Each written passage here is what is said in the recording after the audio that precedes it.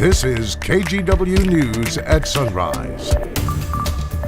Hey, good morning, everybody. Thank you for joining us on this Monday. We have a lot to talk about locally as well as the international news. Absolutely. Rod Hill in with us on this Monday morning to get us started with the weather. We hit 80 yesterday, and we're going to be even warmer today. So summer kind of going out with a big hurrah, if you will. Records this time of the year are still in the 90s.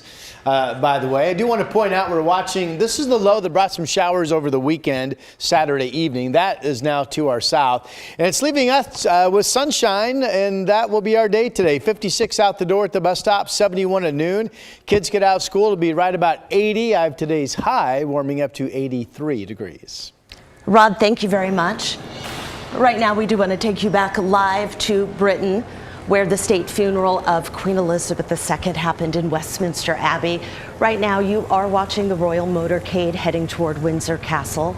That's about 30 miles southwest of London, and that's where the Queen will be buried in a private ceremony at St. George's Chapel later today. And we do want to remind you, you can tune in to NBC's coverage of the funeral on 8.2 or Comcast 308. It was just before 3 o'clock this morning, our time, that the Queen's casket was carried from Westminster Hall to her funeral site at Westminster Abbey. The royal family followed behind, including King Charles, Queen Consort Camilla, and the Prince and Princess of Wales. The funeral lasted just over an hour. It included speeches and prayers from the newly elected Prime Minister Liz Truss and several high-ranking members of the Church of England, including Archbishop Justin Welby. Her late Majesty famously declared on a 21st birthday broadcast that her whole life would be dedicated to serving the nation and Commonwealth. Rarely has such a promise been so well kept. Few leaders receive the outpouring of love that we have seen. Following several more prayers and a 2-minute moment of silence, the Queen's casket was carried out of Westminster Abbey. It then followed a procession to Wellington Arch and is now on its way to Windsor Castle for a private burial. We will continue to bring you updates throughout the show this morning. Now to our top local headlines. And a young Portland girl is home safe with her mother after she fell asleep in a car that was then stolen. You might have been woken up by an Amber Alert blaring on your phone last night around 10:30 with that girl's information. Yamile Martinez was found around 11:30 last night near Laurelhurst Park, which is only 4 to 5 blocks from where that car was stolen. She was missing for 4 hours. She went missing at 7 o'clock and was found after the car was parked. And she woke up and got out, and that triggered the car alarm to go off, which alerted police. 50 officers helped in the search, and we were there as she was reunited with her mom. I'm happy that she's home and doesn't seem to really know what had happened, which is better for me and her to not be traumatized. And I'm just really happy for law enforcement. They really put everybody out there to make sure she was found. Yeah, we're so happy no arrests have been made. We are waiting to hear more details about why she was asleep in the car, how it was stolen with her inside. Anyone with information in the case should call Portland Police. Let's take a look at some of this morning's other local headlines. Starting with this, police arrested 2 people, including a 17-year-old, in connection with the shooting that happened earlier this month in Southeast Portland. It happened back on September 8th on Southeast 82nd Avenue. Police say they found a victim there with multiple gunshot wounds. They were taken to the hospital, but they are okay. The teenage suspect, meanwhile, faces multiple charges, including possession and unlawful use of a firearm. Clackamas County Sheriff's deputies took 3 Clackamas High School students into custody because of a gun scare on Friday. The school was in lockdown for about 30 minutes after a Snapchat video surfaced showing a student wearing a ski mask and holding what looked like a pistol in a school bathroom. Police recovered the gun in the video and found out it was a replica pistol. All 3 students involved are under 18. We don't know yet if they'll face any charges. Also on Friday, we learned that the state of Florida paid an Oregon-based aviation company over $600,000 to fly 50 Venezuelan migrants to Martha's Vineyard in Massachusetts as part of Florida's relocation program. The aviation company is called Veritable Systems Company. Its website said it was founded in 1996 and was based out of Hillsborough with another location listed in Florida. Florida Governor Ron DeSantis said he flew migrants from Texas to Florida to Massachusetts as part of this relocation program in response to President Biden's immigration policies. White House officials, meanwhile, described the move as a political stunt. And that's a look at some of this morning's local headlines. And the weight that lifted off my shoulders was like, it was almost like I could almost physically feel it. Students in Washington's Ridgefield School District will be back in the classroom this morning. A teacher's strike canceled school last week, but yesterday the teachers union and the district announced a tentative deal. Details on the new contract have not been announced yet. The union says it'll release that information to teachers on Tuesday. During negotiations, the union said it wanted more money for mental health support and special education students, and the union co-president says that is going to happen. Our special education really needed some help, and so the things that we've got in place now will help to serve our students, and then with our class sizes and teachers support.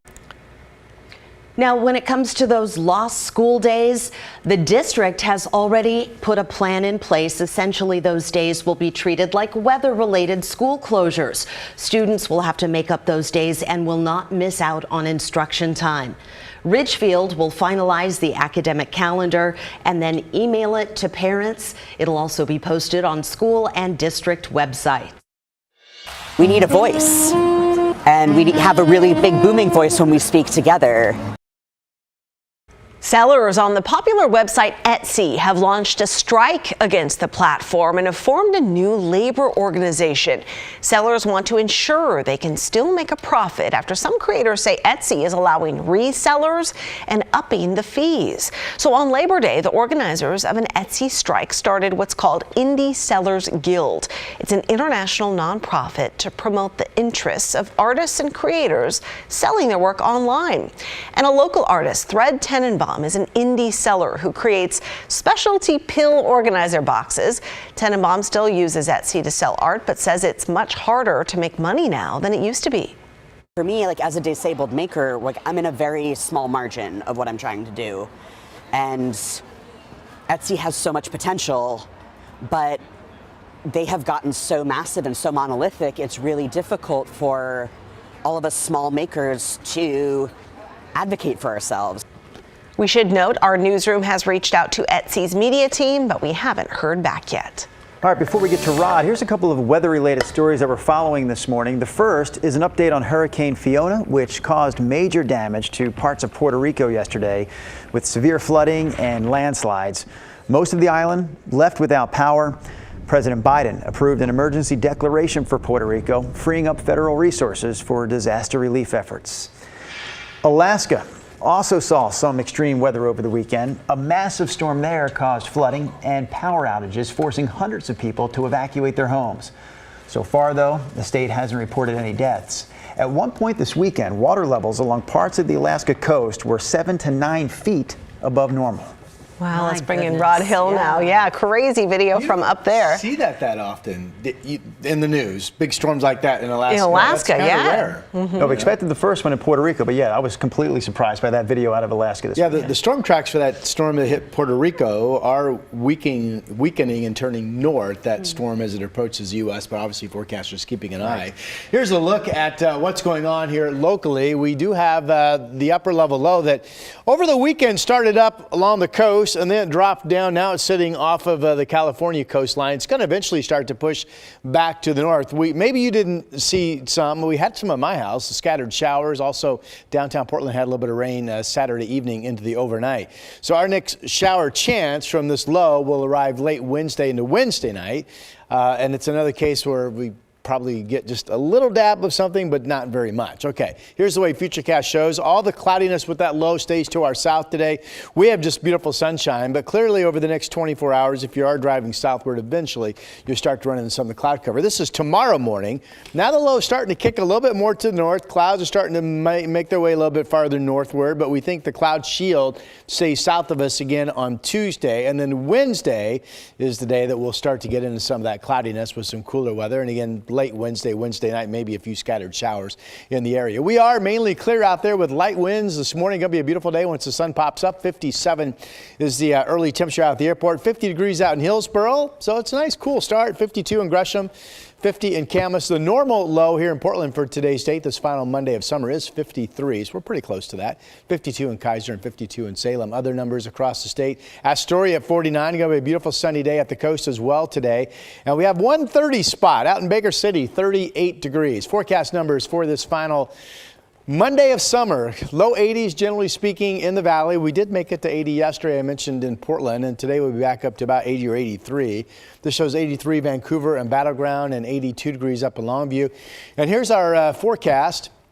Still summer, 83. Still summer tomorrow, 84. Still summer Wednesday, but cooler with the temperature 77 and that late day shower chance. Fall begins Thursday evening, 6:03 local time, partly cloudy skies, 75 degrees. And right now, the first weekend of fall goes 77 Saturday and back up into the 80s. That gets some on Sunday. That's your forecast. Easing us into the change of seasons. Thank you, Rod.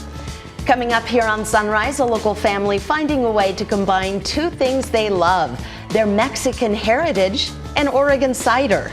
As my wife and I were enjoying Oregon's craft beer and cider, she said, too bad there aren't any of the flavors we grew up with. Yeah, after the break, where you can find their fresh flavors.